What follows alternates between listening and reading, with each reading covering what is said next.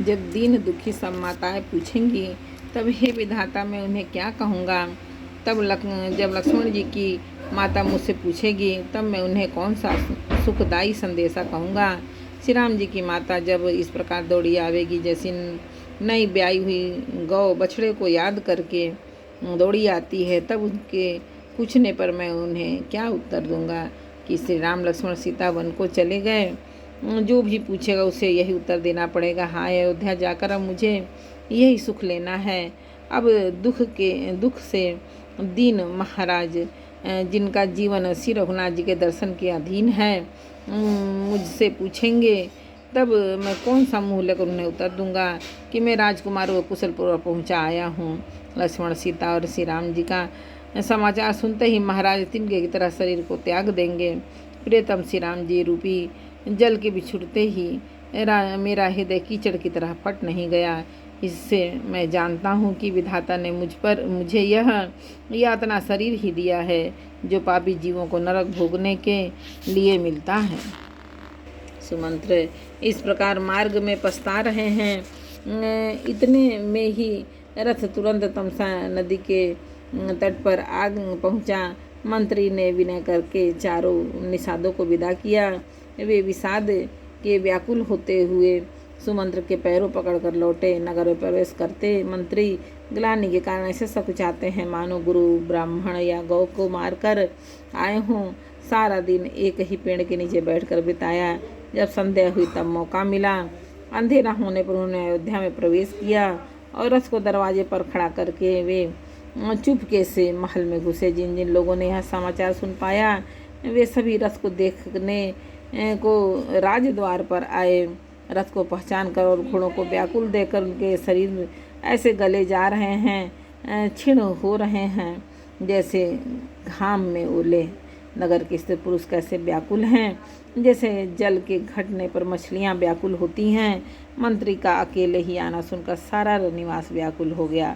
राजमहल उनको ऐसा भयानक लगा मानो प्रेतों का निवास स्थान शमशान हो। अत्यंत आर्त होकर सब रानियाँ पूछती हैं पर सुमंत्र को कुछ उत्तर नहीं आता। उनकी वाणी विकल हो गई, रुक गई है। ना कानों में उनसे सुनाई पड़ता है, ना आंखों से कुछ सूझता है।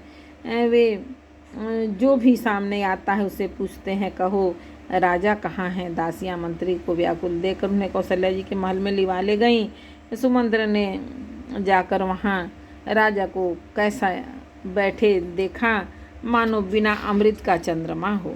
राजा आसन सया और आभूषणों से रहित बिल्कुल मलिन उदास पृथ्वी पर पड़े हुए हैं। वे लंबी सांसें लेकर इस प्रकार सोच रहे हैं मानो राजा याति स्वर्ग से गिरकर सोच कर रहे हों।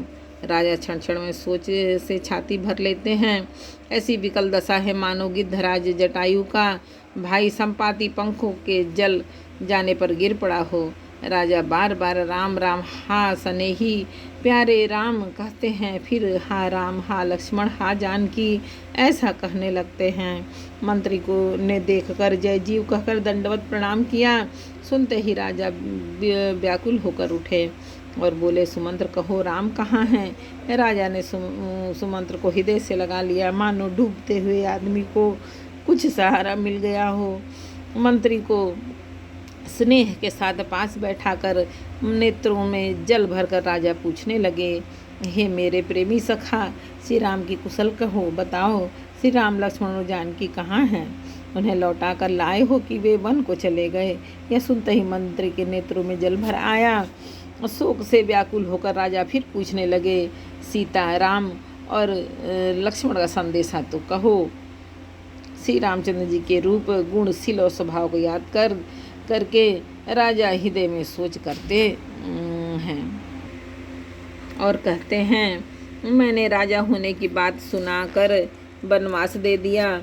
यह सुनकर भी जिस राम के मन में हर्ष विषाद नहीं हुआ, ऐसे पुत्र के बिछुड़ने पर भी मेरे प्राण नहीं गए, तब मेरे समान बड़ा पापी कौन होगा। हे सखा श्री राम जानकी और लक्ष्मण कहाँ हैं, मुझे भी वहीं पहुँचा दो, नहीं तो मैं सत्य भाव से कहता हूँ कि मेरे प्राण अब चलना ही चाहते हैं। राजा बार बार मंत्री से पूछते हैं, मेरे प्रियतम पुत्रों का संदेशा सुनाओ। हे सखा तुम तुरंत वही उपाय करो जिससे श्री राम लक्ष्मण और सीता को मुझे आंखों दिखा दो। मंत्री धीरज धरकर कोमल वाणी से बोले, महाराज आप पंडित और ज्ञानी हैं। हे देव, आप सूरवीर तथा उत्तम धैर्यवान पुरुषों में श्रेष्ठ हैं। आपने सदा साधुओं के समाज का सेवन किया है। जन्म मरण सुख दुख के भोग, हानि लाभ, प्यारों का मिलना बिछड़ना, ये सब हे स्वामी काल और कर्म के अधीन रात और दिन की तरह बरबस होते हैं। मूर्ख लोग सुख में हर्षित होते और दुख में रोते हैं, पर धीर पुरुष अपने मन में दोनों को समान समझते हैं। हे सबके हितकारी रक्षक, आप विवेक विचार कर धीरज धरिए और शोक का परित्याग कीजिए। श्री राम जी का पहला निवास मुकाम तमसा के तट पर हुआ, दूसरा गंगा तीर पर सीता जी सहित दोनों भाई उस दिन स्नान करके जल पीकर ही रहे। एक बार बोलो रामायण मैया की जय।